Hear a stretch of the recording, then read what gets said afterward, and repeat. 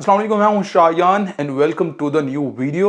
जैसे आज की इस वीडियो में आपने टाइटल पढ़ लिया होगा कि मैंने अमेरिका में किस तरह से विदाउट स्कॉलरशिप अपनी एजुकेशन को फंड किया है। बहुत ही ज़्यादा इंटरेस्टिंग वीडियो है, इसमें आपको काफ़ी इन्फॉर्मेशन मिलेगी। और जो मेरी पहली वीडियो थी स्कॉलरशिप के रिलेटेड, अगर आपने वो वीडियो वॉच नहीं की वो भी आप देख सकते हैं, उसमें भी आपको काफ़ी इन्फॉर्मेशन मिलेगी। ये उससे थोड़ा बहुत रिलेटेड है, इसमें मेरी पूरी जर्नी है कि किस तरह से मैं अमेरिका में आया था और यहाँ पर मेरे पास कोई स्कॉलरशिप नहीं थी और विदाउट स्कॉलरशिप मैंने किस तरह से अपनी यहाँ पर एजुकेशन को फंड किया था। तो विदाउट टाइम वेस्ट किए इस वीडियो को शुरू करते हैं। अच्छा, अमेरिका में मैं जिस तरह से आप लोगों को बता चुका हूँ, मैं यूनिवर्सिटी पे आया था और फिर मैंने कम्युनिटी कॉलेज में ट्रांसफ़र ले लिया था क्योंकि कम्युनिटी कॉलेज की फ़ी ऑलमोस्ट हाफ होती है। तो यहाँ पर जब मैंने कम्युनिटी कॉलेज में ट्रांसफ़र ले लिया था, कम्युनिटी कॉलेज की भी फ़ी इतनी ज़्यादा होती है कि आपसे ईज़िली अफ़ोर्ड नहीं होती। लाइक जो मेरा कम्युनिटी कॉलेज था उसकी फ़ी थी सेमेस्टर की $7500। तो उसको फंड करना इतना ईज़ी नहीं था। अब मेरे पास पहले जब मैं यूनिवर्सिटी पे आया था, मेरे पास यूनिवर्सिटी की पार्शियल स्कॉलरशिप थी, बट कम्युनिटी कॉलेज में मुझे कोई स्कॉलरशिप नहीं मिली थी और कम्युनिटी कॉलेजेस में मोस्टली मिलती भी नहीं है आपके पास आपको स्कॉलरशिप। तो आपको अपनी एजुकेशन का सारा खुद ही देखना होता है, जिस तरह से भी आप देखें, या आप अपनी फैमिली से हैं या कोई कैंपस वगैरह में जॉब ढूंढें। अच्छा, यहाँ पर जो मेन ट्रिक आती है जिसके ऊपर ये सारी वीडियो है कि किस तरह से विदाउट स्कॉलरशिप मुझे कम्युनिटी कॉलेजेस में मैंने अपनी एजुकेशन को फंड किया था। यहाँ पर मोस्टली कम्युनिटी कॉलेजेस हैं जहाँ पर अगर आपको कैंपस में जॉब मिल जाए, मोस्टली नहीं मैं कहूँगा 50% कॉलेजेस ऐसे हैं कि अगर आपको ऑन कैंपस जॉब मिल जाए तो आपको इन स्टेट ट्यूशन लग जाता है। फर्स्ट ऑफ ऑल हम इन स्टेट ट्यूशन पे बात करते हैं। इन स्टेट ट्यूशन का मतलब ये है कि उस स्टेट में रहने वाले जितने रेजिडेंट्स लोग हैं, लाइक अमेरिकन सिटीजन्स, जितनी उनसे फी ली जाएगी उतनी आपसे ली जाएगी। ठीक है, लाइक फॉर एग्जांपल अगर कोई इलिनॉय का रेजिडेंट है, उससे बहुत कम फी ली जाएगी। अगर किसी न्यूयॉर्क का कोई रेजिडेंट अमेरिका में इलिनॉय में पढ़ने आया हुआ है, उससे थोड़ी ज़्यादा ली जाएगी। इन स्टेट ट्यूशन फी लगती है जो उस स्टेट के रेजिडेंट होते हैं। तो काफ़ी कम्युनिटी कॉलेजेस ऐसे होते हैं, जिस तरह से मैंने आपको बताया था कि अगर आप इंटरनेशनल स्टूडेंट हैं, बट अगर आपको कॉलेज के अंदर ऑन कैंपस जॉब मिल जाए तो आपको इंस्टीट्यूशन लग जाता है। अच्छा, यहाँ पर बात बहुत इंटरेस्टिंग आ जाती है क्योंकि मेरे काफ़ी दोस्त हैं जो 1-1 साल से अमेरिका में हैं, 1 एंड हाफ ईयर अमेरिका से हैं, बट उन्हें अभी तक कोई ऑन कैंपस जॉब नहीं मिली। ऑन कैंपस जॉब ढूँढना इतना ईज़ी नहीं होता, आपकी पूरी प्रोफ़ाइल मैटर करती है क्योंकि जॉब्स कम होती हैं, बट सारे इंटरनेशनल स्टूडेंट उस कॉलेज के अंदर कम्पीट कर रहे होते हैं कि उन्हें ऑन कैंपस जॉब मिल जाए, उसे ऑन कैंपस जॉब मिल जाए। तो इसको लेने के लिए भी आपकी प्रोफ़ाइल मैटर करती है। मुझे कैसे फर्स्ट सेमेस्टर में ही लाइक मैं विद इन 40 डेज़ मुझे ऑन कैंपस जॉब मिल गई थी, उससे मुझे काफ़ी फ़ायदा हुआ था। लाइक मेरे पास एसएसएन आ गया था, सोशल सिक्योरिटी नंबर, जिसके ऊपर आपका पूरा क्रेडिट स्कोर बनता है।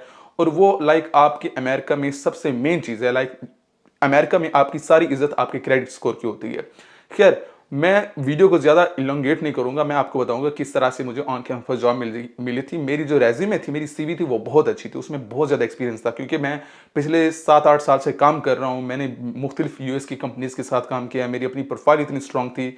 लाइक मैंने बहुत ज़्यादा उस सीवी को के ऊपर मेहनत की थी और मैंने फिर वहाँ पर वो सारी सीवी सबमिट की थी। अब मैं आपको थोड़ा-सा बताता हूँ कि आपने भी किस तरह से ऑन कैंपस जॉब लेनी है और फिर मैं आपको वीडियो में पूरा बताऊँगा कि मेरी फ़ी किस तरह से सारी रिड्यूस हुई थी। अमेरिका में ऑन कैंपस जॉब लेना इतना आसान नहीं है, आपकी पूरी प्रोफ़ाइल मैटर करती है। अब आपने क्या काम करना है कि आपने सीवी बनानी है। सीवी के अंदर आपका छोटा-मोटा जितना भी एक्सपीरियंस है, अगर आपने कहीं वॉलंटियरिंग किया, आपने कुछ भी किया, आपने कहीं पे काम किया है, पार्ट टाइम काम किया, कंटेंट राइटिंग की है, कुछ भी किया, उस सीवी के ऊपर लिखें ताकि वो आपकी एक स्ट्रॉन्ग सीवी बने। वो बहुत ज़्यादा मैटर करती है क्योंकि जब आप कहीं पर भी एप्लीकेशन सबमिट करेंगे, आपकी सीवी ही मैटर करेगी। आपकी इतनी सीवी कम से कम स्ट्रांग हो कि आप इंटरव्यू के लिए तो शॉर्टलिस्ट हो जाएं, क्योंकि जिस तरह से मैं आपको कह रहा था कि सारे इंटरनेशनल स्टूडेंट उस उन कम जॉब्स पर टारगेट कर रहे होते हैं। हर किसी की कोशिश होती है कि उसे अगर ऑन कैंपस जॉब मिल जाएगी तो उसकी फी कम होगी।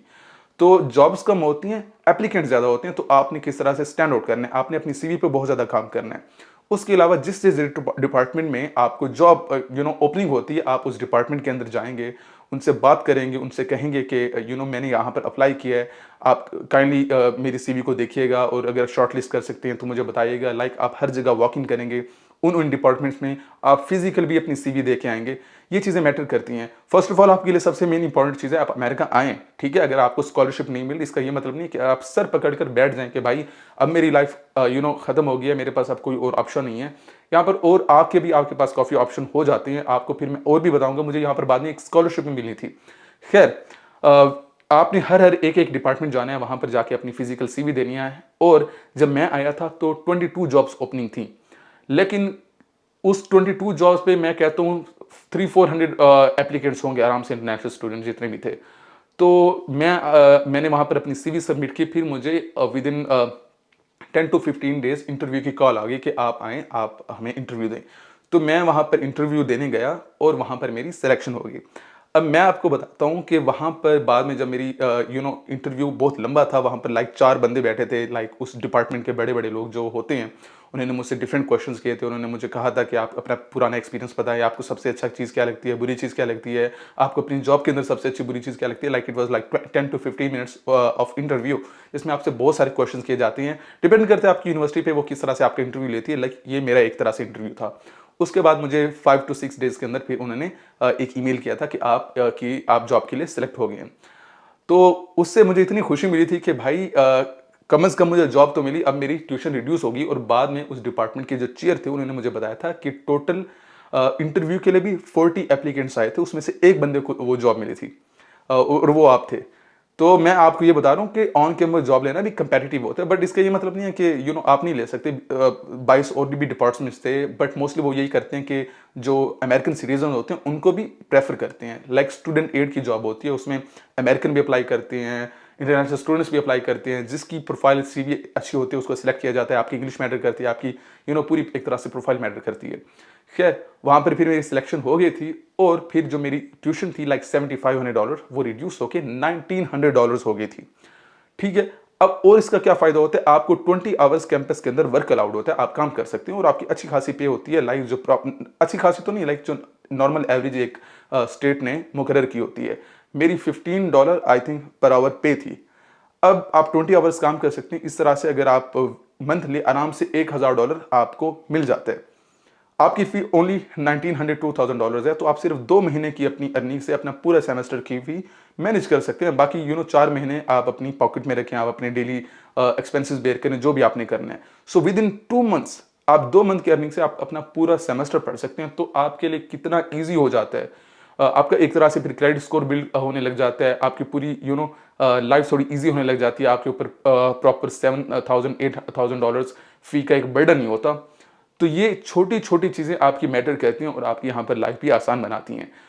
तो उसके अलावा फिर बाद में ये हुआ था कि डिफरेंट और भी स्कॉलरशिप होती हैं, प्रेसिडेंशियल स्कॉलरशिप होती है, कुछ और भी स्कॉलरशिप होती हैं जो यूनिवर्सिटी अनाउंस करती है। आप उन स्कॉलरशिप्स में भी अप्लाई कर सकते हैं। मैंने फिर 1-2 और भी स्कॉलरशिप्स में फिर अप्लाई कर दिया था, तो मुझे $1000 सेमेस्टर की एक और स्कॉलरशिप मिल गई थी। फिर वो रिड्यूस होके मेरी फी और भी कम हो गई थी, सिर्फ $1000 थी एक बार। एक सेमेस्टर में, हर सेमेस्टर में आपको स्कॉलरशिप नहीं मिलती, किसी एक आध सेमेस्टर में आपको मिल जाती है। तो मेरी एक सेमेस्टर में $1000 सेमेस्टर भी फी थी।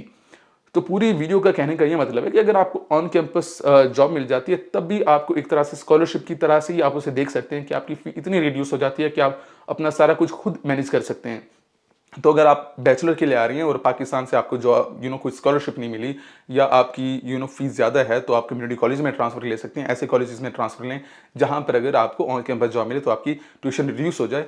तो इस तरह से आप बहुत कम पैसे में अमेरिका पढ़ भी सकते हैं। ये मेरी ट्रिक थी विदाउट स्कॉलरशिप, किस तरह से मैंने अमेरिका में अपनी एसोसिएट डिग्री कंप्लीट की थी। आई होप सो कि आपको काफ़ी कुछ इस वीडियो से सीखने को मिला होगा। मैंने टू द पॉइंट सारी वीडियो बनाई है।